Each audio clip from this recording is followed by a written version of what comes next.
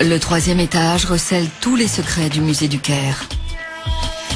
Dans la pénombre, ils sont remisés d'innombrables objets oubliés depuis longtemps. Cela fait des années que plus personne ne s'est intéressé à la nourrice d'Hatchepsout. Nul ne sait dans quel recoin poussiéreux elle a été reléguée. Après des heures de recherche, ils retrouvent sa trace. Ils savent que c'est son sarcophage car son nom y est inscrit en hiéroglyphes. C'est ce cercueil qui a été exhumé de la tombe KV60.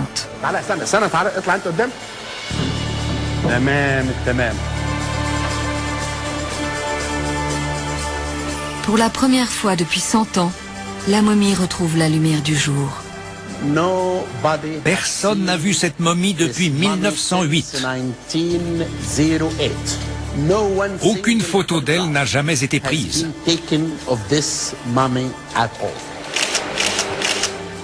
On a de la chance. Son examen s'annonce prometteur. On voit que ses mains sont placées en posture royale. Un autre indice suggère qu'il ne s'agit peut-être pas de la nourrice. Le sarcophage est trop long pour elle. Il y a 50 cm en trop. Les Égyptiens n'auraient jamais fait une chose pareille. Je suis donc sûr à 100% que cette momie n'est pas dans son sarcophage d'origine.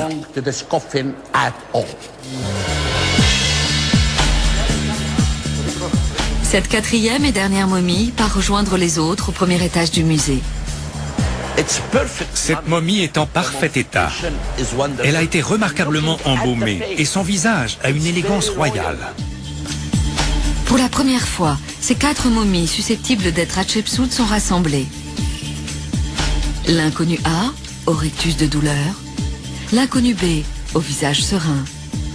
La momie corpulente de la tombe KV60 et la soi-disant nourrice. Zahi penche plutôt pour les 2 dernières. Si on me demandait de choisir, en suivant mon intuition, je dirais qu'une de ces deux-là pourrait bien être la momie d'Hatchepsout. Je ne sais pas pourquoi, mais j'ai une préférence pour celle-ci. C'est le cœur qui parle. Mais on ne peut pas se fier à l'intuition, il faut recourir à la science pour vérifier cette hypothèse. L'inconnu A au rictus de douleur est scanné en premier. 1700 coupes de moins de 5 mm d'épaisseur sont réalisées. Pour les docteurs Selim et Emer, les données ainsi obtenues racontent une histoire. On part de la tête, puis on descend. Le docteur Emer repère immédiatement une anomalie au niveau du crâne. Cet os est très fin et il en manque une partie. Il s'est brisé à la suite d'un coup, d'un choc. Le docteur Emer a décelé une lésion crânienne, une entaille de plus d'1 demi-centimètre de profondeur. Cela pourrait expliquer le rictus de douleur, si la blessure est survenue juste avant la mort. Pour le savoir, les images seront analysées en détail un peu plus tard. Ils passent à l'inconnu B, au visage serein. Tout le monde dehors. Elle a le port royal d'une pharaone, mais il est encore trop tôt pour se prononcer. L'image est d'excellente qualité. Puis, c'est au tour de la momie corpulente. Son ossature paraît plus robuste que la moyenne. On ne sait pas encore ce qu'il faut en déduire. Et pour finir, il scanne la prétendue nourrice, la momie préférée de Zahi. À ses yeux, elle possède tous les attributs d'une reine.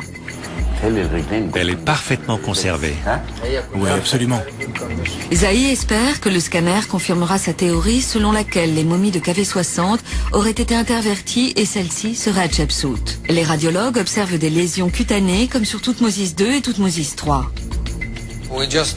On vient de repérer tout un tas de taches minuscules qui adhèrent à la peau et aux cheveux.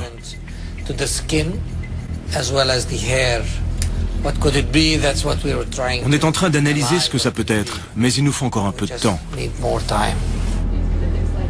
À partir de ces nouvelles données, ils commencent à tirer des conclusions.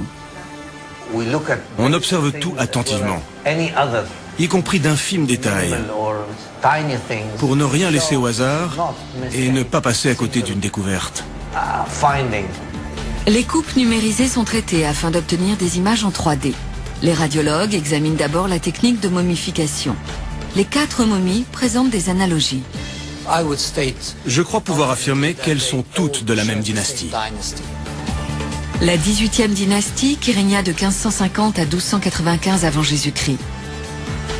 Ils examinent ensuite les traits du visage. Ils recherchent le front haut, le menton saillant et le nez large de la famille de Toutmosis. Pour le moment, aucune momie ne peut être écartée, mais l'une d'elles a les faveurs de l'équipe. Celle qui représente la plus grande ressemblance avec les Toutmosis au niveau de la dentition est la deuxième momie, l'inconnu A de la tombe KV60.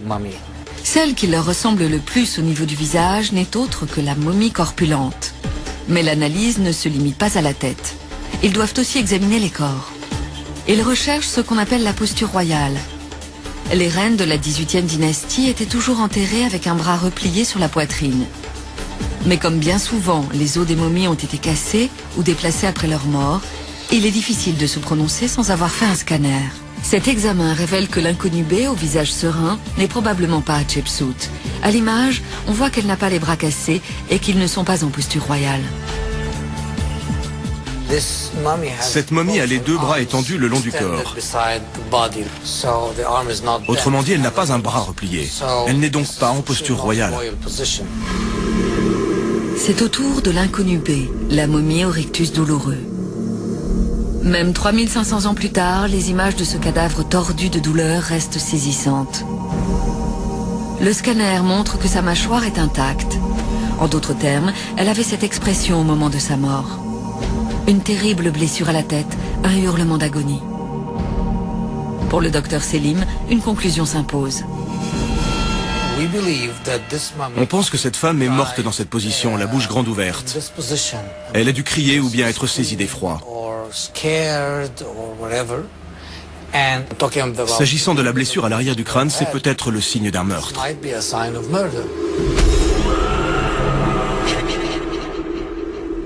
Les pharaons ne quittaient le trône qu'au jour de leur mort. Certains décédaient de mort naturelle, tandis que d'autres étaient précipités dans la tombe. Si cette momie est celle d'Hatshepsut, il y a tout lieu de croire qu'elle a été assassinée. Pendant que les docteurs Selim et Emmer poursuivent leurs analyses, l'équipe archéologique tente de comprendre qui aurait pu vouloir la mort d'Hatshepsut. Un élément de réponse apparaît dans un endroit inattendu. À l'occasion de fouilles sur le site de Karnak, l'archéologue Betsy Bryan a fait une découverte surprenante. Elle a trouvé une curieuse inscription sur la statue ensevelie d'un des prêtres d'Hatshepsut. Une supplique au dieu afin qu'il protège la pharaone de ses ennemis. Le message est adressé à la déesse, censée la ramener à la vie sous forme de lionne. Il lui est demandé d'exterminer les ennemis d'Hatshepsut et tous ceux qui ne l'aiment pas. Un aveu de peur inhabituel de la part d'un pharaon. Il ne fait aucun doute qu'Hatshepsut avait des ennemis et qu'elle a pu s'attirer les foudres de son entourage proche. Les noms de son architecte Senenmut et de sa fille Neferuré ont disparu à peu près à la même époque que celui d'Hatshepsut. Je ne peux toujours pas me prononcer sur la nature de sa relation avec Senenmut. C'est une relation inhabituelle, sans précédent. Et je ne sais vraiment pas quoi en penser. Kara Kone est partie rencontrer une équipe d'archéologues espagnols à Der el-Bahari. Ils font des fouilles sur la tombe de Senenmut. D'après eux, Senenmut et Hatshepsut étaient amants, mais leur relation était trop scandaleuse pour la société de l'Égypte antique. Je m'intéresse aux liens qui existaient entre Senenmut et Hatshepsut. Les égyptologues s'interrogent toujours sur leur relation. On a la clé du mystère. Oui, ici ? L'archéologue Francisco Martin Valentin livre un premier indice. L'architecte Senenmut a bâti sa tombe juste au-dessous du temple mortuaire d'Hatshepsut. Le temple est ici, et la tombe juste derrière nous. Il ne pouvait pas être plus près. Pour les anciens Égyptiens, le passage dans l'au-delà était considéré comme un voyage sacré. Il n'y avait pas de plus belle preuve d'amour que de partager cette traversée avec la personne de son choix. Mais qu'une pharaone accomplisse ce voyage avec un roturier eût été inconcevable. L'équipe espagnole a trouvé un indice qui tend à prouver que la pharaone et son architecte ont sans doute partagé plus qu'une simple relation de travail. Pour le découvrir, Kara doit descendre sous terre. C'est plus petit que je l'imaginais. Ça alors ? Bienvenue. C'est donc le premier plafond astronomique de l'histoire. Oui, le premier dans toute l'histoire de l'humanité. C'est comme la chapelle Sixtine. Oui. C'est même mieux. C'est une découverte extraordinaire. La première carte du ciel réalisée à travers le monde. Mais une autre surprise attend Kara dans cette chambre funéraire. Une inscription qui ressemble beaucoup à un poème d'amour.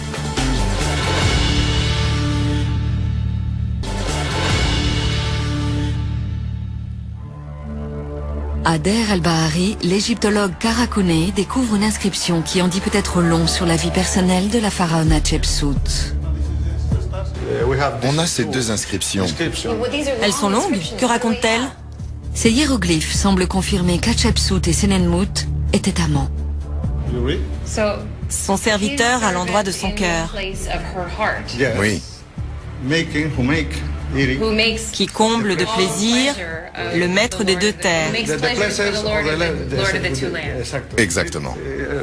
Donc il veille à son bon plaisir. Il arrivait que des roturiers expriment leur adoration pour le roi sur les murs de leur tombe. Mais ces inscriptions-là ressemblent à des lettres d'amour. J'étais très indécise au sujet de la relation amoureuse entre Hatshepsut et Senenmut. Mais depuis que j'ai discuté avec l'équipe espagnole, je suis tentée de croire que cette relation a bel et bien existé. Et elle était non seulement étrange et sans précédent, mais aussi beaucoup plus profonde que je l'imaginais. Mais cette tombe révèle aussi un aspect plus obscur. On a un petit secret pour vous. Ah oui? Je veux voir ça. Suivez-moi. D'après Francisco, il y aurait dans un recoin de la tombe l'une des rares représentations de Senenmut et Hatshepsut ensemble. Mais elle a été dégradée. Leurs têtes ont été enlevées. Oui, effectivement. Mais pourquoi? Pourquoi? Parce que ça déplaisait à certains. Qu'est-ce qui leur déplaisait? Senenmut? Oui, et peut-être aussi Hatshepsut. Ils ont enlevé les têtes. Oui, je crois. Ils l'ont fait exprès. Oui. Je vois. Ces hiéroglyphes dégradés suggèrent une explication à la disparition d'Hatshepsut de l'histoire égyptienne. Sa relation avec le roturier Senenmut a peut-être été perçue comme un outrage moral.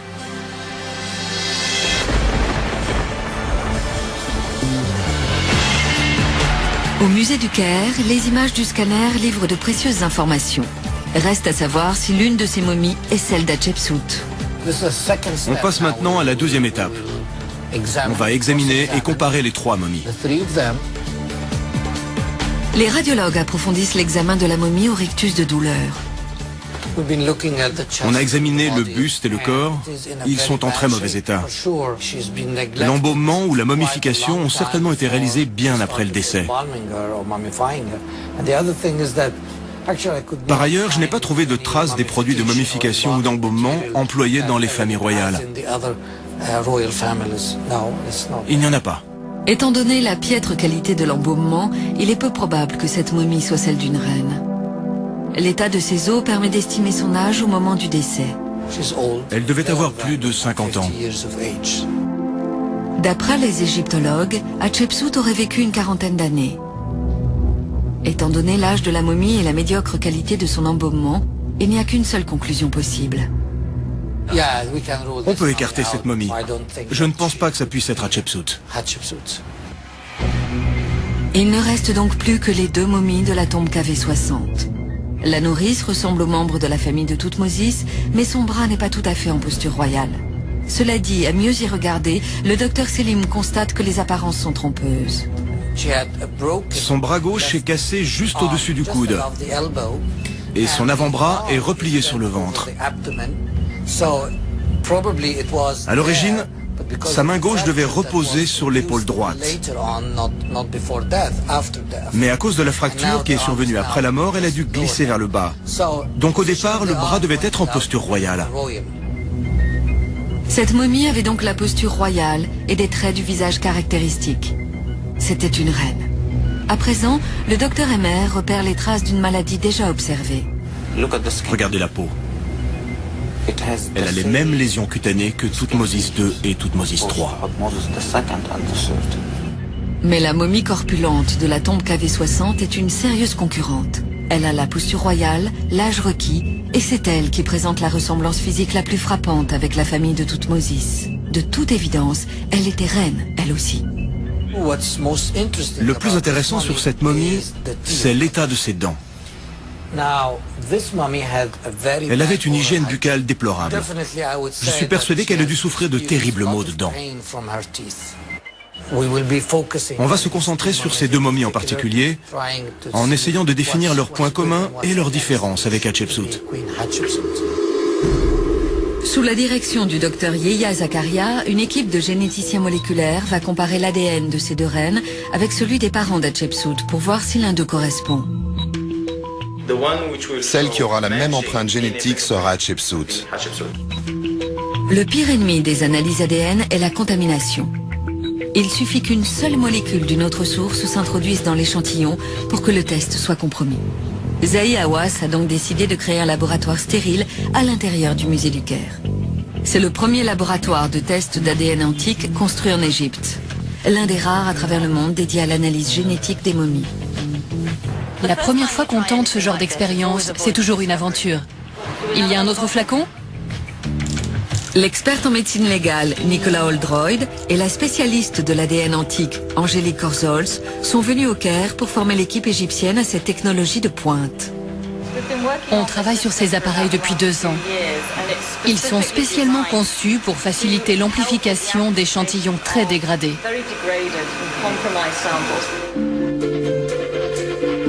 Les premiers tests sont effectués sur la momie corpulente de la tombe KV60. Vous les prélevez où, les échantillons? On va commencer par le bassin. D'accord. Après avoir déterminé le meilleur point d'incision, le docteur Zakaria enfonce une aiguille à biopsie pour atteindre la moelle osseuse. C'est là qu'il trouvera l'ADN le plus pur, si tant est qu'il en reste. Mais il se heurte à un problème. L'os est très mou. L'échantillon est inexploitable. Elle a eu une grave maladie osseuse. Ah oui? Oui, une maladie osseuse au niveau des hanches et du bassin. Les images du scanner confirmeront sans doute votre diagnostic. Il passe de la hanche à la partie supérieure du tibia. Très bien. Pendant plus d'1 heure, ils effectuent des prélèvements. On a 10 échantillons. Puis, c'est au tour de la nourrice. Les aiguilles et les tenues stériles sont changées pour éviter toute contamination entre les deux momies. On creuse dans les tissus pour percer un tunnel profond et s'éloigner de la surface, ce qui réduit nettement le risque de contamination. C'est comme un tournevis. Après 1 autre heure et demie d'un travail minutieux, le docteur Zakaria a tous les échantillons nécessaires. C'est bon. Ce sont des cellules osseuses. Ils font ensuite des prélèvements sur Thoutmôsis Ier, le père d'Hatshepsut. Thoutmôsis Ier. Ils peuvent maintenant passer à l'étape suivante. Ils recherchent l'ADN nucléaire, autrement dit, l'ADN qui se trouve dans le noyau cellulaire. Il est beaucoup plus facile à extraire sur des cadavres anciens, mais il pourrait apporter la preuve formelle d'un lien de parenté. J'attends impatiemment.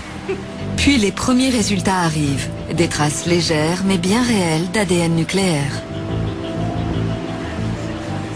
C'est très exaltant. L'ADN nucléaire apparaît. Et il n'y a pas que la nourrice. La momie corpulente dévoile aussi son ADN nucléaire. C'est super. C'est vraiment bien net. Les résultats sont inespérés. Du premier coup, l'équipe a trouvé sur les 2 momies anonymes de l'ADN ayant survécu pendant 3500 ans.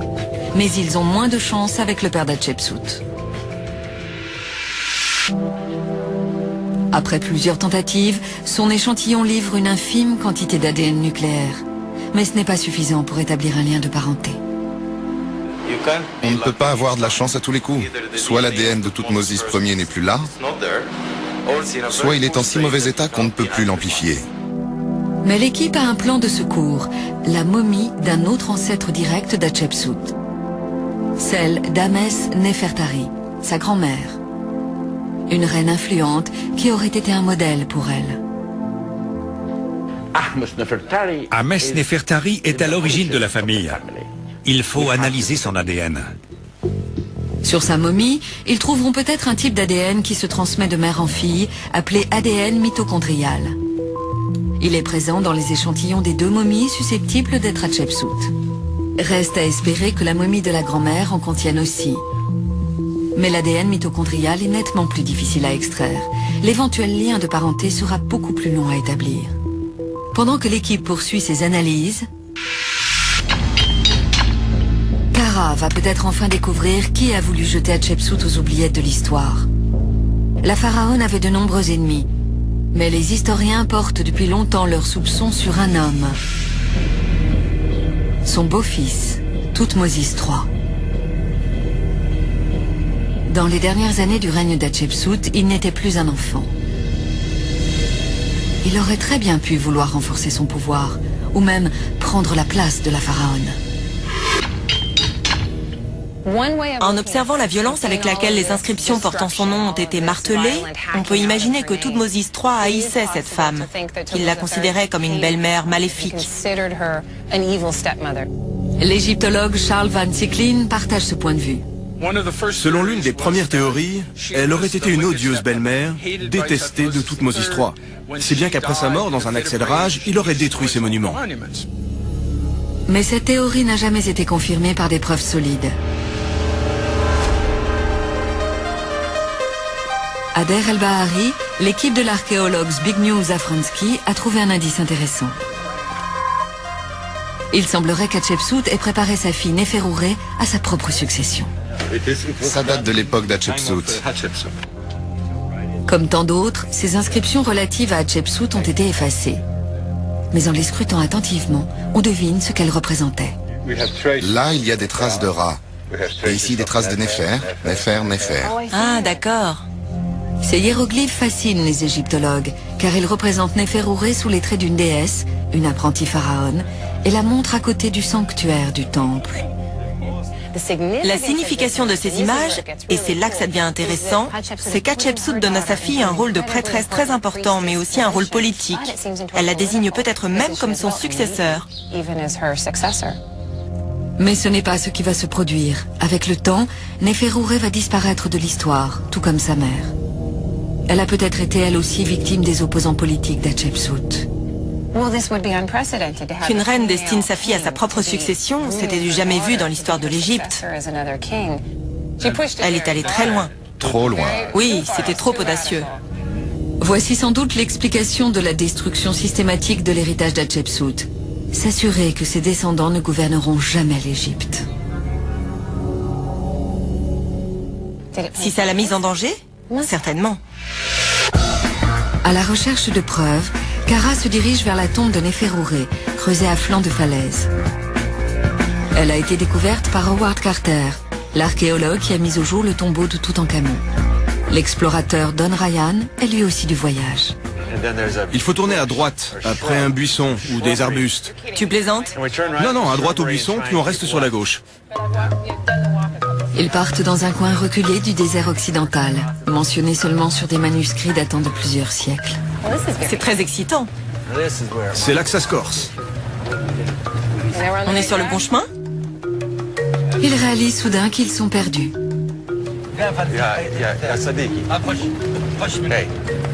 On n'a pas tourné après les bons arbustes.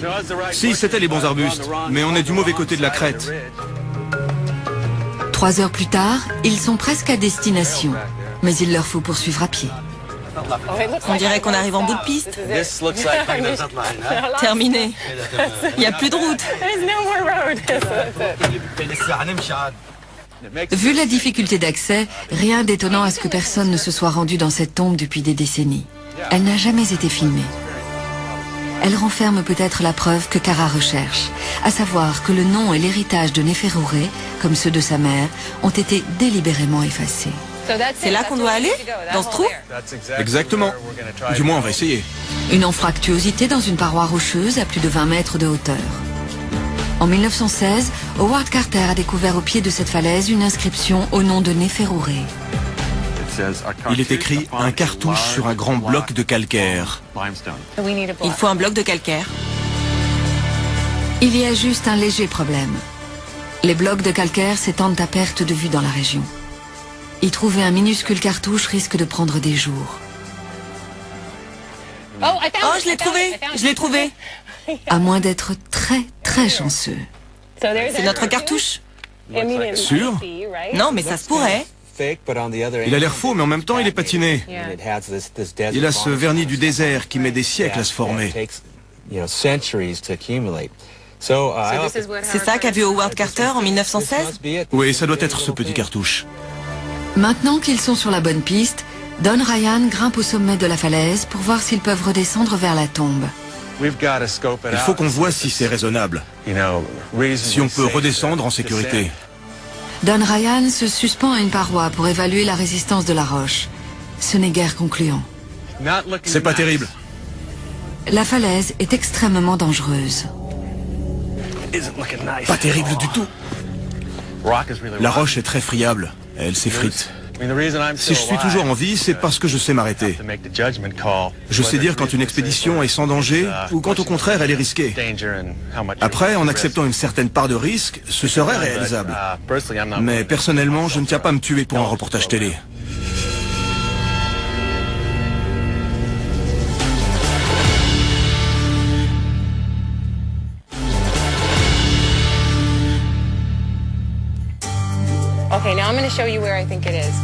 L'égyptologue Kara Cooney et l'archéologue Don Ryan n'arrivent pas à accéder à la tombe de la fille d'Hatshepsut. On ne sait pas ce qu'il y a dans cette tombe. Personne n'y est allé depuis très longtemps. Et on comprend pourquoi. Mais des archéologues de cette envergure ont plus d'un tour dans leur sac. Il faut une grande échelle. Après des dizaines de coups de fil et une demi-journée d'attente, de l'aide arrive.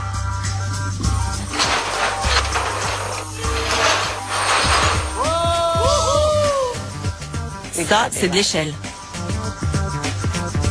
C'est peu de le dire, cette échelle mesure 30 mètres de long. C'est une sacrée installation. On va essayer comme ça, mettre les harnais et grimper jusqu'au sommet pour voir ce qu'on trouve. Je descends? Oui, vas-y doucement. Fais attention. Agrippe-toi au rocher si tu peux. Ouf! Bravo! Maintenant, entre dans la tombe. Regarde où tu mets les pieds. C'est bien. Allonge-toi un œil. Il recherche la preuve que le nom ou l'image de Néferouré ont été effacés, comme ceux de sa mère. Oh, attends.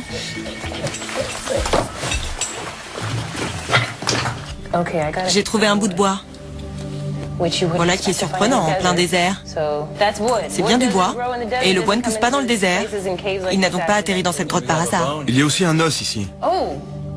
Un os de quoi? Une vertèbre d'être humain? Une vertèbre quelconque. D'être humain? Ah, si je pouvais être experte en médecine légale. C'est très possible. Ouais, hein? Quel autre mammifère pourrait grimper au milieu de cette falaise avec des os aussi gros? Fais voir. Soudain, ils réalisent qu'ils ne sont pas seuls. Oh mon Dieu!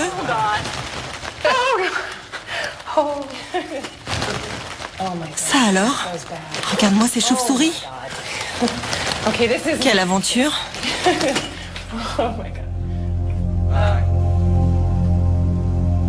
C'est... Oui, c'en est. On a fait le même constat. C'est du plâtre. Oui, donc il y a une tombe. Cette paroi a été destinée à la décoration. Je ne pense pas que cet endroit ait fait l'objet de fouilles archéologiques. Non. C'est trop rocailleux. C'est quoi? Qu'est-ce que c'est que cette couleur? Ça alors? C'est quoi comme couleur? De l'ocre rouge, non? Ce sont des vestiges de... J'arrive pas à voir. Il y a quelque chose à la surface. C'est une peinture. C'est de l'ocre rouge, non? Ce sont des vestiges de décoration. Ça, c'est insolite. Regarde. Je vois du rouge. Il y a peut-être aussi du jaune, là. Regarde. Les tombes égyptiennes étaient peintes juste avant l'inhumation. Il est donc très probable que la fille d'Hatshepsut ait été enterrée ici. C'est une découverte amusante. C'est extra. Peu de gens ont vu cette tombe. Personne n'a mentionné cette peinture sur plâtre. C'est la preuve que cette tombe a été utilisée. C'était formidable. C'était génial. Ils viennent d'écrire un court chapitre de l'histoire archéologique. Ce n'est pas une preuve en soi, mais ça leur indique qu'ils sont sur la bonne piste. Pendant ce temps, au Caire, l'équipe de Zahi Hawass poursuit ses recherches sur les deux momies les plus susceptibles d'être Hatshepsut, la nourrice et la momie corpulente. Les résultats du laboratoire sont encourageants. De l'ADN mitochondrial a été extrait avec succès de la momie d'Ahmes Nefertari, la grand-mère d'Hatshepsut. Il va pouvoir être comparé à celui des deux autres momies. Mais cela va prendre du temps. Beaucoup de temps. L'attente est interminable. Soudain, Zahi a une idée. Il se demande si la boîte au nom de la pharaone trouvée dans le tombeau DB320 ne renferme pas un indice. C'est la seule preuve qu'on ait de l'identité de la momie de la pharaone. Il faut la trouver immédiatement. Ils doivent la retrouver au plus vite. Le musée du Caire, abritant plus de 150 000 objets, y retrouver une petite boîte en bois n'est pas une tâche aisée.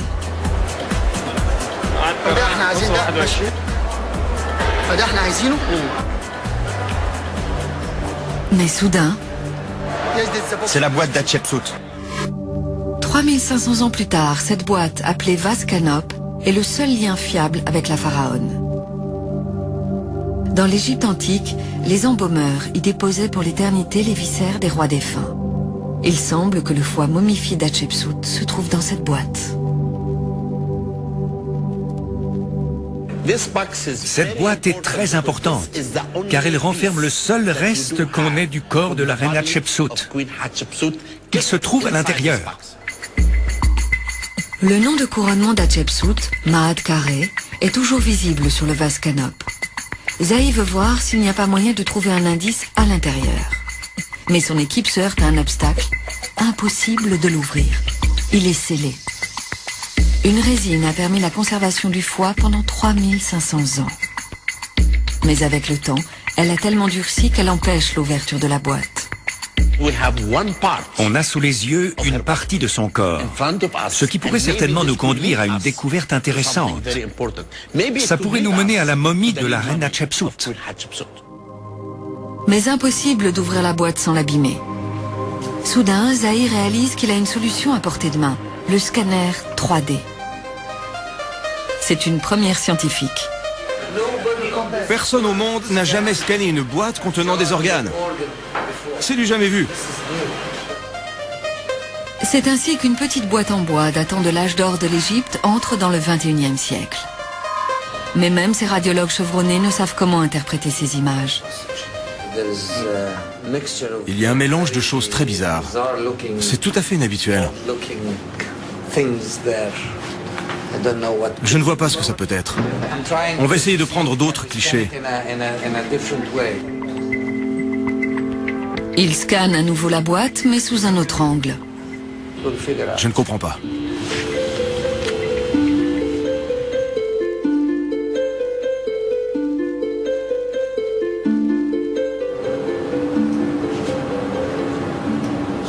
C'est bizarre. On distingue plusieurs formes. Il y a deux organes différents. À l'écran apparaît d'abord le foie. Mais il n'est pas seul. Les intestins d'Hatshepsut sont aussi dans la boîte. Puis le docteur Emmer repère une masse d'une netteté surprenante. Très intéressant. C'est une sorte de masse osseuse. Oui, on dirait de l'os. Si cette masse dense est bien un morceau d'os, ils pourront la comparer avec les squelettes des momies. Ils tiennent peut-être un indice décisif. Du nouveau? Il y a chaque jour une bonne nouvelle. À plus tard. Ciao. À présent, ils doivent identifier ce morceau d'os. En observant les images du scanner, on a fait une découverte surprenante. On a repéré une masse très dense à l'intérieur de la boîte.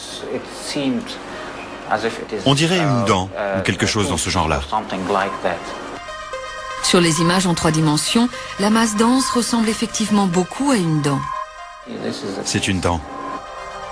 L'étape suivante consiste à vérifier s'il ne manque pas une dent sur l'une des deux momies. Mais il y a un problème. Il manque des dents aux 2 momies. Une incisive supérieure sur la nourrice. Vous voyez là? et plusieurs dents, dont une molaire supérieure sur la momie corpulente. Celle-ci a perdu une molaire. Ça, c'est juste une racine. Le reste de la molaire a disparu. Alors, qu'est-ce que ça donne? Tu vas être surpris. À présent, la question est simple. La dent dans la boîte est-elle une molaire ou une incisive? Autrement dit, à laquelle des deux momies pourrait-elle appartenir? C'est peut-être une des dents qui leur manque. Peut-être. Pour en savoir plus, ils font appel à Galal Behery, professeur d'orthodontie à l'université du Caire.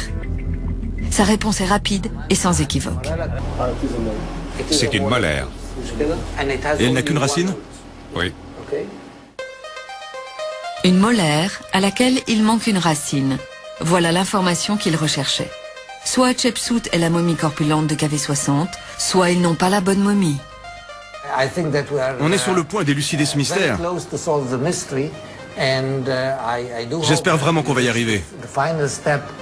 Ils prennent des mesures pour voir si la dent coïncide avec la mâchoire de la momie corpulente. Je me sens très fébrile. On a tous envie de savoir si c'est bien la momie d'Hatshepsut. La dentition de chaque être humain est unique en son genre. La taille et la forme des dents constituent un critère d'identification, tout comme les empreintes digitales. On a 1,74 d'un côté et 1,80 de l'autre, ce qui fait une différence de 0,06 mm. On peut dire que ça correspond. À la fin de cette longue journée, ils ont la certitude que la dent correspond à la mâchoire. C'est la reine Hatshepsut.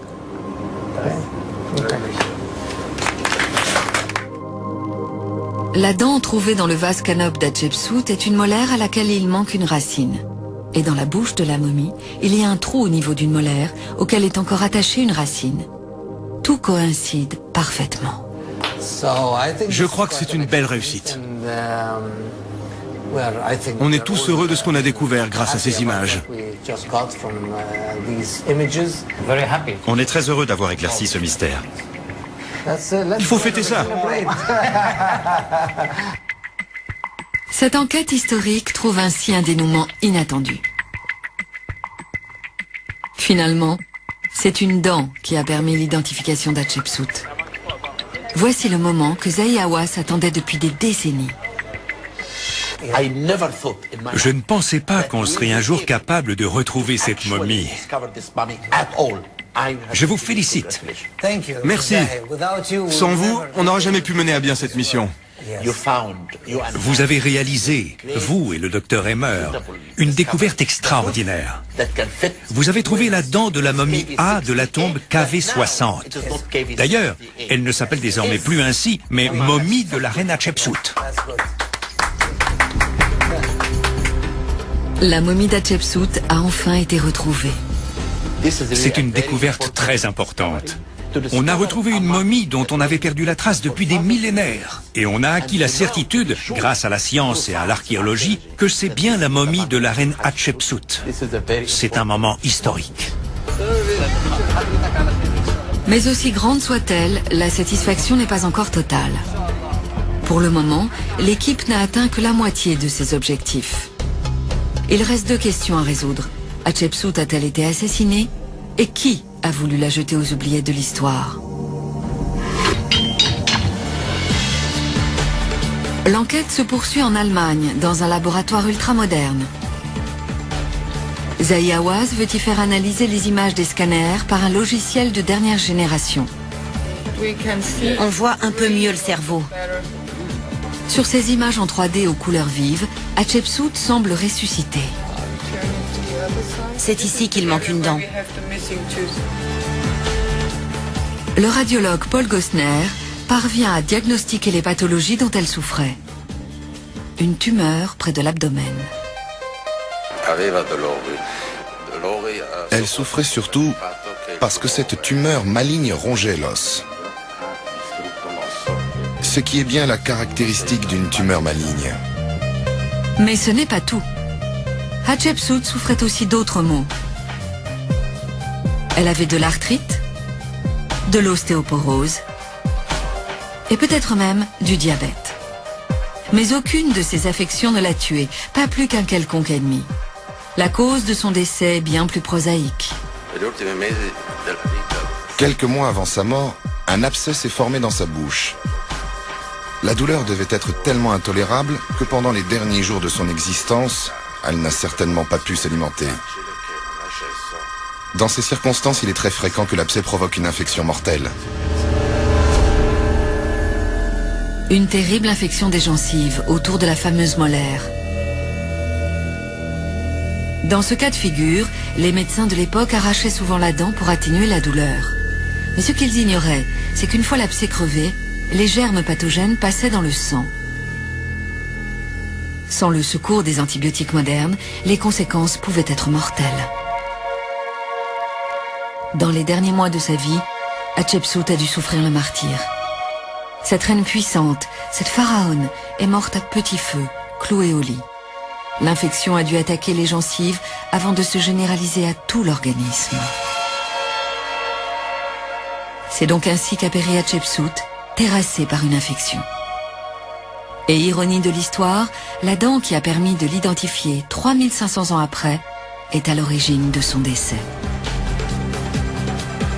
Mais si Hatshepsut est morte des suites d'une maladie, une question demeure.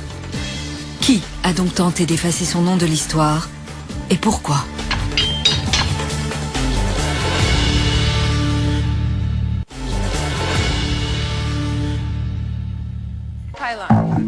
À Karnak, l'archéologue François Larcher a fait une découverte qui permet d'assembler toutes les pièces du puzzle. Il y a ici un détail très intéressant. En restaurant un mur, son équipe a trouvé un indice surprenant. À plusieurs endroits où le nom d'Hatshepsut a été effacé, il est remplacé par un autre. Celui d'Amenhotep II, le fils de Thoutmôsis III. C'est la preuve que recherchait Kara pour expliquer la destruction de l'héritage d'Hatshepsut. Tout ceci n'était donc qu'une affaire de politique et de succession. Thoutmôsis III a agi ainsi dans l'intérêt de son fils. Ceci m'apporte la preuve qu'ils n'ont pas voulu jeter Hatshepsut aux oubliettes parce qu'ils la détestaient ou parce qu'elle était odieuse, mais simplement pour s'assurer que la succession resterait patrilinéaire, autrement dit qu'elle se ferait de père en fils. C'est un exemple de propagande, comme en Union soviétique dans les années 1930. Officiellement, Hatshepsut n'a jamais existé. Ce n'est pas qu'ils la détestaient ou qu'ils étaient en conflit avec elle, pas du tout. Le fait est qu'ils avaient besoin d'assurer une succession patrilinéaire sans heurts. Et pour cela, il leur fallait se débarrasser d'Hatshepsut. C'est la preuve qui manquait. Voilà pourquoi le nom d'Hatshepsut a été effacé des monuments. Elle n'a pas été la victime d'un crime passionnel, mais d'une purge implacable. Thoutmôsis III a voulu rayer son nom de l'histoire pour que sa famille et ses enfants lui succèdent au pouvoir. Il n'y a qu'une seule personne qui ait pu ordonner la destruction des monuments d'Hatshepsut, Thoutmôsis III. En montant sur le trône, il a dû effacer son nom de l'histoire. On peut considérer qu'Hatshepsut a eu une vie tragique. Elle perd son père à l'âge de 12 ans. Elle perd son mari entre sa 15e et sa 20e année. Sa mère disparaît peu après. Puis elle perd Senenmut, l'un de ses plus proches conseillers. Et enfin, elle perd sa fille, Néferouré. La seule personne avec laquelle elle semble avoir eu une relation durable est Thoutmôsis III. Pourtant, aussi surprenant que cela puisse paraître, c'est lui-même qui va faire disparaître toutes les images d'Hatshepsut après sa mort. C'est une histoire vraiment tragique. Aujourd'hui, 3500 ans après les faits, le voile est enfin levé sur cette sombre histoire. La momie perdue et oubliée occupe désormais une place d'honneur au musée du Caire. Je dois dire que je suis très ému, en tant qu'archéologue, de pouvoir admirer pour la première fois cette momie au musée du Caire. Je suis heureux de l'avoir exposée à côté des autres momies royales et de pouvoir affirmer que c'est la momie de la reine Hatshepsut. C'est un moment très fort dans la vie d'un archéologue. Je suis très fier de vivre ce moment et d'avoir retrouvé la momie de la reine Hatshepsut. Elle est le premier pharaon découvert et identifié depuis près d'un siècle. Le premier depuis Toutankhamon. Plus qu'une reine, Hatshepsut était un pharaon. Heureusement, Son nom et son héritage ont enfin été sauvés de l'oubli.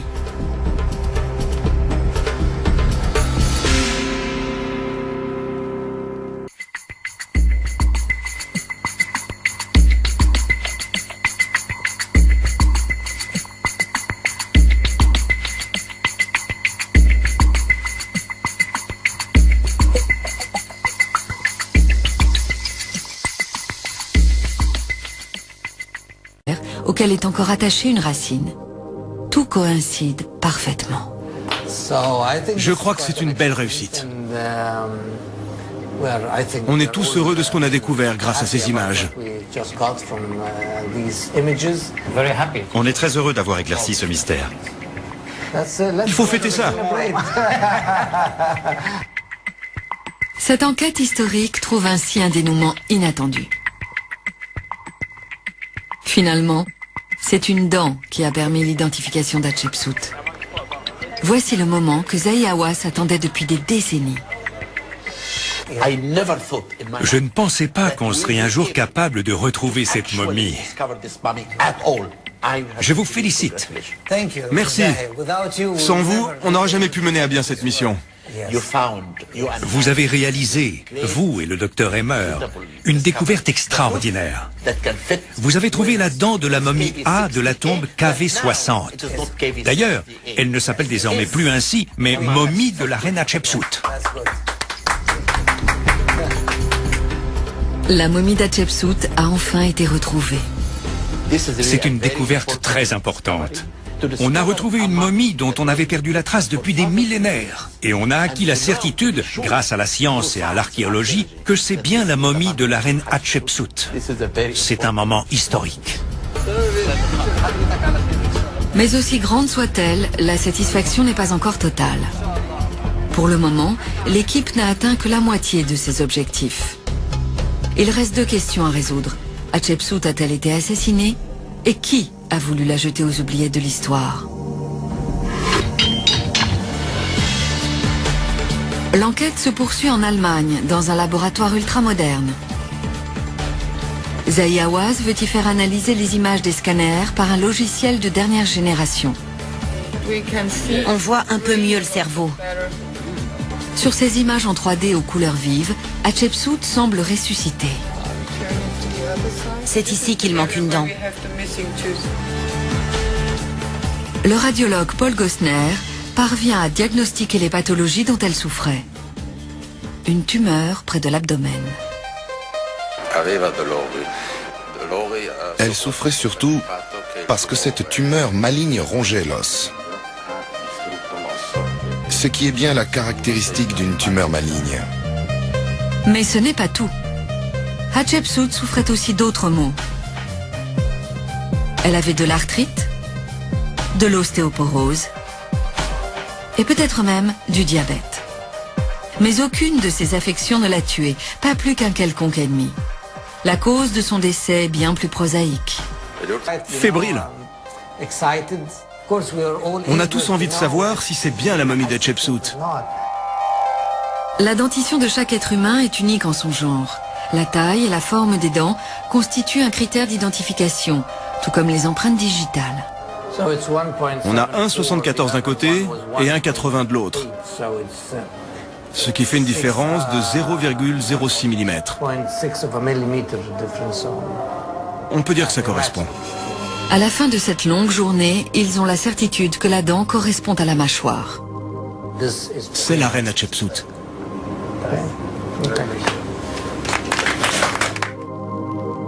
La dent trouvée dans le vase canope d'Hatshepsut est une molaire à laquelle il manque une racine. Et dans la bouche de la momie, il y a un trou au niveau d'une molaire auquel est encore attachée une racine. Tout coïncide parfaitement. Je crois que c'est une belle réussite. On est tous heureux de ce qu'on a découvert grâce à ces images. On est très heureux d'avoir éclairci ce mystère. Il faut fêter ça. Cette enquête historique trouve ainsi un dénouement inattendu. Finalement, c'est une dent qui a permis l'identification d'Hatshepsut. Voici le moment que Zahi Hawass attendait depuis des décennies. Je ne pensais pas qu'on serait un jour capable de retrouver cette momie. Je vous félicite. Merci. Sans vous, on n'aurait jamais pu mener à bien cette mission. Vous avez réalisé, vous et le docteur Emmer, une découverte extraordinaire. Vous avez trouvé la dent de la momie A de la tombe KV60. D'ailleurs, elle ne s'appelle désormais plus ainsi, mais momie de la reine Hatshepsut. La momie d'Hatshepsut a enfin été retrouvée. C'est une découverte très importante. On a retrouvé une momie dont on avait perdu la trace depuis des millénaires. Et on a acquis la certitude, grâce à la science et à l'archéologie, que c'est bien la momie de la reine Hatshepsut. C'est un moment historique. Mais aussi grande soit-elle, la satisfaction n'est pas encore totale. Pour le moment, l'équipe n'a atteint que la moitié de ses objectifs. Il reste 2 questions à résoudre. Hatshepsut a-t-elle été assassinée? Et qui a voulu la jeter aux oubliettes de l'histoire? L'enquête se poursuit en Allemagne, dans un laboratoire ultramoderne. Zahi Hawass veut y faire analyser les images des scanners par un logiciel de dernière génération. On voit un peu mieux le cerveau. Sur ces images en 3D aux couleurs vives qu'à destination, mais il leur faut poursuivre à pied. On dirait qu'on arrive en bout de piste. Terminé. Il n'y a plus de route. Vu la difficulté d'accès, rien d'étonnant à ce que personne ne se soit rendu dans cette tombe depuis des décennies. Elle n'a jamais été filmée. Elle renferme peut-être la preuve que Kara recherche, à savoir que le nom et l'héritage de Neferuré, comme ceux de sa mère, ont été délibérément effacés. C'est là qu'on doit aller? Dans ce trou? Exactement. Du moins, on va essayer. Une anfractuosité dans une paroi rocheuse à plus de 20 mètres de hauteur. En 1916, Howard Carter a découvert au pied de cette falaise une inscription au nom de Neferuré. Il est écrit « Un cartouche sur un grand bloc de calcaire ». Il faut un bloc de calcaire. Il y a juste un léger problème. Les blocs de calcaire s'étendent à perte de vue dans la région. Y trouver un minuscule cartouche risque de prendre des jours. Oh, je l'ai trouvé! Je l'ai trouvé! À moins d'être très, très chanceux. C'est notre cartouche? Sûr? Non, mais ça se pourrait. Il a l'air faux, mais en même temps, il est patiné. Il a ce vernis du désert qui met des siècles à se former. C'est ça qu'a vu Howard Carter en 1916? Oui, ça doit être ce petit cartouche. Maintenant qu'ils sont sur la bonne piste, Don Ryan grimpe au sommet de la falaise pour voir s'ils peuvent redescendre vers la tombe. Il faut qu'on voit si c'est raisonnable. Si on peut redescendre en sécurité. Don Ryan se suspend à une paroi pour évaluer la résistance de la roche. Ce n'est guère concluant. C'est pas terrible. La falaise est extrêmement dangereuse. Pas terrible du tout. La roche est très friable. Elle s'effrite. Si je suis toujours en vie, c'est parce que je sais m'arrêter. Je sais dire quand une expédition est sans danger ou quand au contraire elle est risquée. Après, en acceptant une certaine part de risque, ce serait réalisable. Mais personnellement, je ne tiens pas à me tuer pour un reportage télé.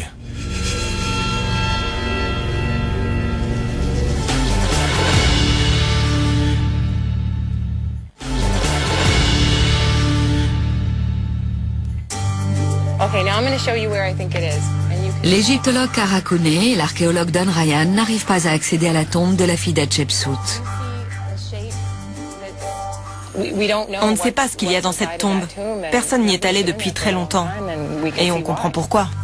Mais des archéologues de cette envergure ont plus d'un tour dans leur sac. Il faut une grande échelle.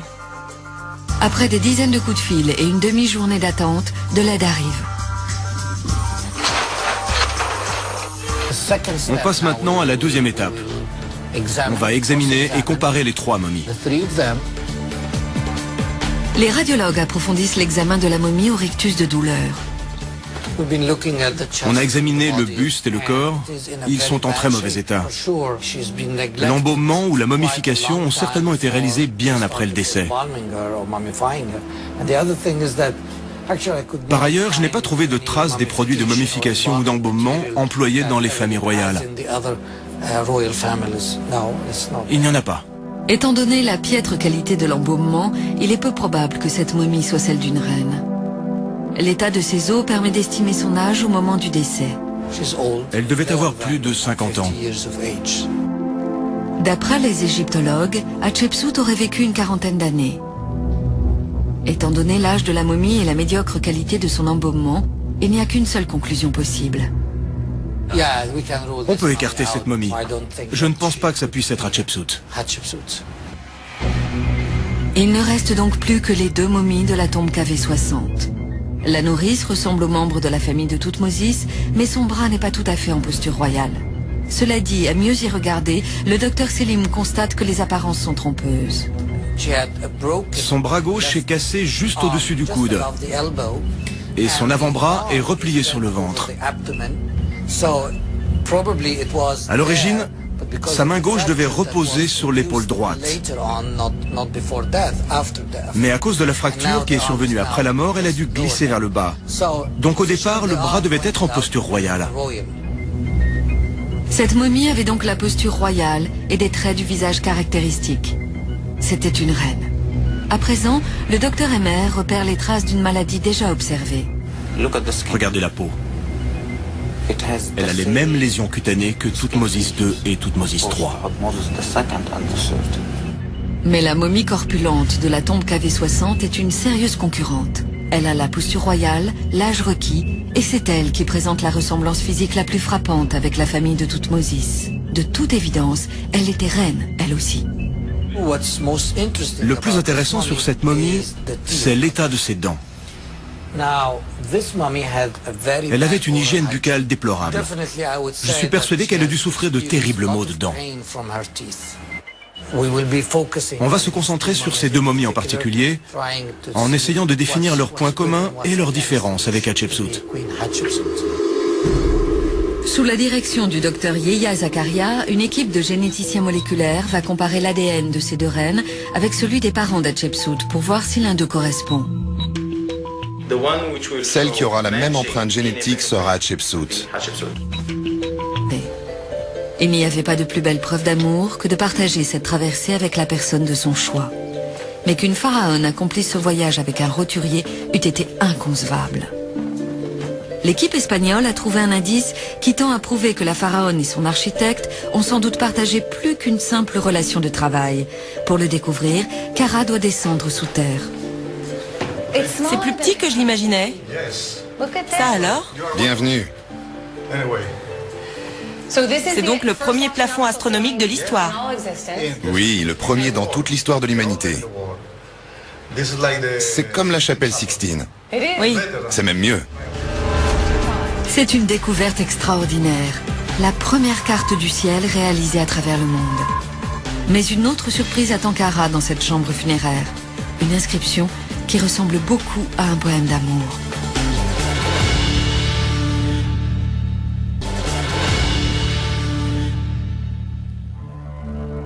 À Der el-Bahari, l'égyptologue Kara Koné découvre une inscription qui en dit peut-être long sur la vie personnelle de la pharaone Hatshepsut. On a ces deux inscriptions. Elles sont longues? Que racontent-elles? Ces hiéroglyphes semblent confirmer qu'Hatshepsut et Senenmut étaient amants. Son serviteur à l'endroit de son cœur. Oui.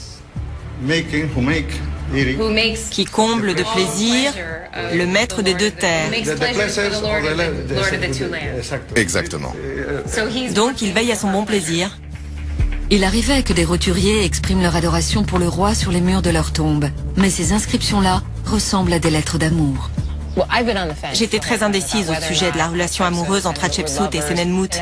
Mais depuis que j'ai discuté avec l'équipe espagnole, je suis tentée de croire que cette relation a bel et bien existé. Et elle était non seulement étrange et sans précédent, mais aussi beaucoup plus profonde que je l'imaginais. Mais cette tombe révèle aussi un aspect plus obscur. On a un petit secret pour vous. Ah oui? Je veux voir ça. Suivez-moi. D'après Francisco, il y aurait dans un recoin de la tombe l'une des rares représentations de Senenmut et Hatshepsut ensemble. Mais elle a été dégradée. Leurs têtes ont été enlevées. Oui, effectivement. Mais pourquoi? Pourquoi? Parce que ça déplaisait à certains. Qu'est-ce qui leur déplaisait? Senenmut? Oui, et peut-être aussi Hatshepsut. Ils ont enlevé les têtes. Oui, je crois. Ils l'ont fait exprès. Oui. Je vois. Ces hiéroglyphes dégradés suggèrent une explication à la disparition d'Hatshepsut de l'histoire égyptienne. Sa relation avec le roturier Senenmut a peut-être été perçue comme un outrage moral.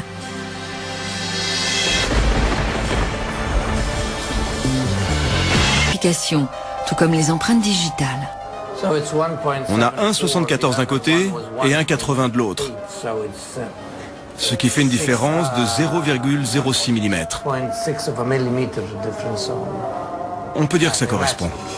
À la fin de cette longue journée, ils ont la certitude que la dent correspond à la mâchoire.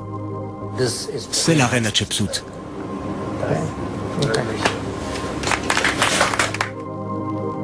La dent trouvée dans le vase canope d'Hatshepsut est une molaire à laquelle il manque une racine. Et dans la bouche de la momie, il y a un trou au niveau d'une molaire auquel est encore attachée une racine. Tout coïncide parfaitement. Je crois que c'est une belle réussite. On est tous heureux de ce qu'on a découvert grâce à ces images. On est très heureux d'avoir éclairci ce mystère. Il faut fêter ça. Cette enquête historique trouve ainsi un dénouement inattendu. Finalement, c'est une dent qui a permis l'identification d'Hatshepsut. Voici le moment que Zahi Hawass attendait depuis des décennies. Je ne pensais pas qu'on serait un jour capable de retrouver cette momie. Je vous félicite. Merci. Sans vous, on n'aurait jamais pu mener à bien cette mission. Vous avez réalisé, vous et le docteur Emmer, une découverte extraordinaire. Vous avez trouvé la dent de la momie A de la tombe KV60. D'ailleurs, elle ne s'appelle désormais plus ainsi, mais momie de la reine Hatshepsut. La momie d'Hatshepsut a enfin été retrouvée. C'est une découverte très importante. On a retrouvé une momie dont on avait perdu la trace depuis des millénaires. Et on a acquis la certitude, grâce à la science et à l'archéologie, que c'est bien la momie de la reine Hatshepsut. C'est un moment historique. Mais aussi grande soit-elle, la satisfaction n'est pas encore totale. Pour le moment, l'équipe n'a atteint que la moitié de ses objectifs. Il reste deux questions à résoudre. Hatshepsut a-t-elle été assassinée? Et qui a voulu la jeter aux oubliettes de l'histoire? L'enquête se poursuit en Allemagne, dans un laboratoire ultramoderne. Zahi Hawass veut y faire analyser les images des scanners par un logiciel de dernière génération. On voit un peu mieux le cerveau. Sur ces images en 3D aux couleurs vives, Hatshepsut semble ressusciter. C'est ici qu'il manque une dent. Le radiologue Paul Gosner parvient à diagnostiquer les pathologies dont elle souffrait. Les images du scanner confirmeront sans doute votre diagnostic. Il passe de la hanche à la partie supérieure du tibia. Très bien. Pendant plus d'une heure, ils effectuent des prélèvements. On a 10 échantillons. Puis, c'est au tour de la nourrice. Les aiguilles et les tenues stériles sont changées pour éviter toute contamination entre les deux momies. On creuse dans les tissus pour percer un tunnel profond et s'éloigner de la surface, ce qui réduit nettement le risque de contamination. C'est comme un tournevis. Après une autre heure et demie d'un travail minutieux, le docteur Zakaria a tous les échantillons nécessaires. C'est bon. Ce sont des cellules osseuses. Ils font ensuite des prélèvements sur Thoutmôsis Ier, le père d'Hatshepsut. Thoutmôsis Ier. Ils peuvent maintenant passer à l'étape suivante. Ils recherchent l'ADN nucléaire, autrement dit, l'ADN qui se trouve dans le noyau cellulaire. Il est beaucoup plus facile à extraire sur des cadavres anciens, mais il pourrait apporter la preuve formelle d'un lien de parenté. J'attends impatiemment. Puis les premiers résultats arrivent. Des traces légères mais bien réelles d'ADN nucléaire. C'est très exaltant. L'ADN nucléaire apparaît. Et il n'y a pas que la nourrice. La momie corpulente dévoile aussi son ADN nucléaire. C'est super. C'est vraiment bien net. Les résultats sont inespérés. Du premier coup, l'équipe a trouvé sur les deux momies anonymes de l'ADN ayant survécu pendant 3500 ans. Mais ils ont moins de chance avec le père d'Hatshepsut. Après plusieurs tentatives, son échantillon livre une infime quantité d'ADN nucléaire. Mais ce n'est pas suffisant pour établir un lien de parenté. On ne peut pas avoir de la chance à tous les coups. Soit l'ADN de Thoutmôsis Ier n'est plus là, soit il est en si mauvais état qu'on ne peut plus l'amplifier. Mais l'équipe a un plan de secours, la momie d'un autre ancêtre direct d'Hatshepsut. Celle d'Ahmès Nefertari, sa grand-mère. Une reine influente qui aurait été un modèle pour elle. Ahmès Nefertari est à l'origine de la famille. Il faut analyser son ADN. Sur sa momie, ils trouveront peut-être un type d'ADN qui se transmet de mère en fille, appelé ADN mitochondrial. Il est présent dans les échantillons des deux momies susceptibles d'être Hatshepsut. Reste à espérer que la momie de la grand-mère en contienne aussi. Mais l'ADN mitochondrial est nettement plus difficile à extraire. L'éventuel lien de parenté. En 1916, Howard Carter a découvert au pied de cette falaise une inscription au nom de Neferure. Il est écrit « un cartouche sur un grand bloc de calcaire ». Il faut un bloc de calcaire. Il y a juste un léger problème. Les blocs de calcaire s'étendent à perte de vue dans la région. Y trouver un minuscule cartouche risque de prendre des jours. Oh, je l'ai trouvé! Je l'ai trouvé! À moins d'être très, très chanceux. C'est notre cartouche? Sûr? Non, mais ça se pourrait. Il a l'air faux, mais en même temps, il est patiné. Il a ce vernis du désert qui met des siècles à se former. C'est ça qu'a vu Howard Carter en 1916? Oui, ça doit être ce petit cartouche. Maintenant qu'ils sont sur la bonne piste, Don Ryan grimpe au sommet de la falaise pour voir s'ils peuvent redescendre vers la tombe. Il faut qu'on voit si c'est raisonnable. Si on peut redescendre en sécurité. Don Ryan se suspend à une paroi pour évaluer la résistance de la roche. Ce n'est guère concluant. C'est pas terrible. La falaise est extrêmement dangereuse. Pas terrible du tout. La roche est très friable. Elle s'effrite. Si je suis toujours en vie, c'est parce que je sais m'arrêter. Je sais dire quand une expédition est sans danger ou quand au contraire elle est risquée. Après, en acceptant une certaine part de risque, ce serait réalisable. Mais personnellement, je ne tiens pas à me tuer pour un reportage télé.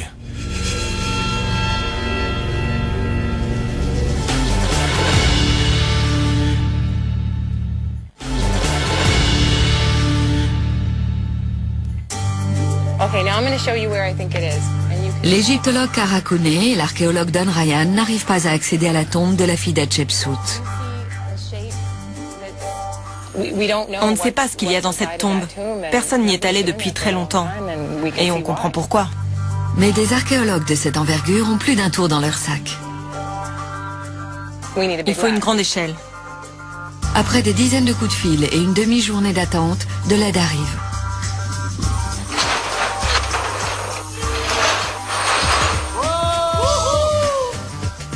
Ça, c'est de l'échelle. C'est peu de le dire, cette échelle mesure 30 mètres de long. C'est une sacrée installation. On va essayer comme ça, mettre les harnais et grimper jusqu'au sommet pour voir ce qu'on trouve. Je descends? Oui, vas-y doucement. Fais attention. Agrippe-toi au rocher si tu peux. Ouf! Bravo! Maintenant, entre dans la tombe. Regarde où tu mets les pieds. C'est bien. Allons jeter un œil. 100 coupes de moins de 5 mm d'épaisseur sont réalisées. Pour les docteurs Selim et Emer, les données ainsi obtenues racontent une histoire. On part de la tête, puis on descend. Le docteur Emer repère immédiatement une anomalie au niveau du crâne. Cet os est très fin et il en manque une partie. Il s'est brisé à la suite d'un coup, d'un choc.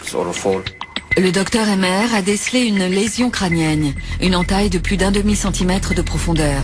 Cela pourrait expliquer le rictus de douleur, si la blessure est survenue juste avant la mort. Pour le savoir, les images seront analysées en détail un peu plus tard. Ils passent à l'inconnu B, au visage serein. Tout le monde dehors. Elle a le port royal d'une pharaone, mais il est encore trop tôt pour se prononcer. L'image est d'excellente qualité. Puis, c'est au tour de la momie corpulente. Son ossature paraît plus robuste que la moyenne. On ne sait pas encore ce qu'il faut en déduire. Et pour finir, il scanne la prétendue nourrice, la momie préférée de Zahi. À ses yeux, elle possède tous les attributs d'une reine. Elle est parfaitement conservée. Oui, absolument. Zahi espère que le scanner confirmera sa théorie selon laquelle les momies de KV60 auraient été interverties et celle-ci serait Hatshepsut. Les radiologues observent des lésions cutanées comme sur Toutmosis II et Toutmosis III. On vient de repérer tout un tas de taches minuscules qui adhèrent à la peau et aux cheveux.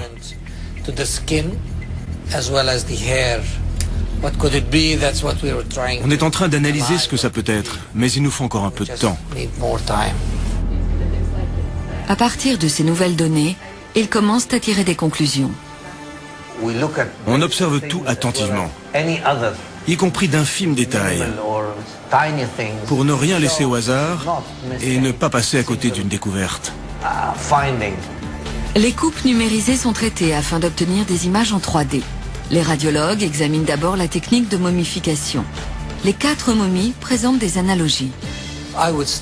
Je crois pouvoir affirmer qu'elles sont toutes de la même dynastie. La 18e dynastie qui régna de 1550 à 1295 avant Jésus-Christ. Ils examinent ensuite les traits du visage. Ils recherchent le front haut, le menton saillant et le nez large de la famille de Toutmosis. Pour le moment, aucune momie ne peut être écartée, mais l'une d'elles a les faveurs de l'équipe. Celle qui représente la plus grande ressemblance avec les Toutmosis au niveau de la dentition est la deuxième momie, l'inconnu A de la tombe KV60. Celle qui leur ressemble le plus au niveau du visage n'est autre que la momie corpulente. Les images du scanner livrent de précieuses informations. Reste à savoir si l'une de ces momies est celle d'Hatshepsut. On passe maintenant à la deuxième étape. On va examiner et comparer les 3 momies. Les radiologues approfondissent l'examen de la momie au rictus de douleur. On a examiné le buste et le corps. Ils sont en très mauvais état. L'embaumement ou la momification ont certainement été réalisés bien après le décès. Par ailleurs, je n'ai pas trouvé de traces des produits de momification ou d'embaumement employés dans les familles royales. Il n'y en a pas. Étant donné la piètre qualité de l'embaumement, il est peu probable que cette momie soit celle d'une reine. L'état de ses os permet d'estimer son âge au moment du décès. Elle devait avoir plus de 50 ans. D'après les égyptologues, Hatshepsut aurait vécu une 40aine d'années. Étant donné l'âge de la momie et la médiocre qualité de son embaumement, il n'y a qu'une seule conclusion possible. On peut écarter cette momie. Je ne pense pas que ça puisse être Hatshepsut. Il ne reste donc plus que les 2 momies de la tombe KV60. La nourrice ressemble aux membres de la famille de Toutmosis, mais son bras n'est pas tout à fait en posture royale. Cela dit, à mieux y regarder, le docteur Selim constate que les apparences sont trompeuses. Son bras gauche est cassé juste au-dessus du coude. Et son avant-bras est replié sur le ventre. À l'origine, sa main gauche devait reposer sur l'épaule droite. Mais à cause de la fracture qui est survenue après la mort, elle a dû glisser vers le bas. Donc au départ, le bras devait être en posture royale. Cette momie avait donc la posture royale et des traits du visage caractéristiques. C'était une reine. À présent, le docteur Emmer repère les traces d'une maladie déjà observée. Regardez la peau. Elle a les mêmes lésions cutanées que Toutmosis II et Toutmosis III. Mais la momie corpulente de la tombe KV60 est une sérieuse concurrente. Elle a la posture royale, l'âge requis, et c'est elle qui présente la ressemblance physique la plus frappante avec la famille de Toutmoses. De toute évidence, elle était reine, elle aussi. Le plus intéressant sur cette momie, c'est l'état de ses dents. Elle avait une hygiène buccale déplorable. Je suis persuadé qu'elle a dû souffrir de terribles maux de dents. On va se concentrer sur ces deux momies en particulier, en essayant de définir leurs points communs et leurs différences avec Hatshepsut. Sous la direction du docteur Yehiya Zakaria, une équipe de généticiens moléculaires va comparer l'ADN de ces deux reines avec celui des parents d'Hatshepsut pour voir si l'un d'eux correspond.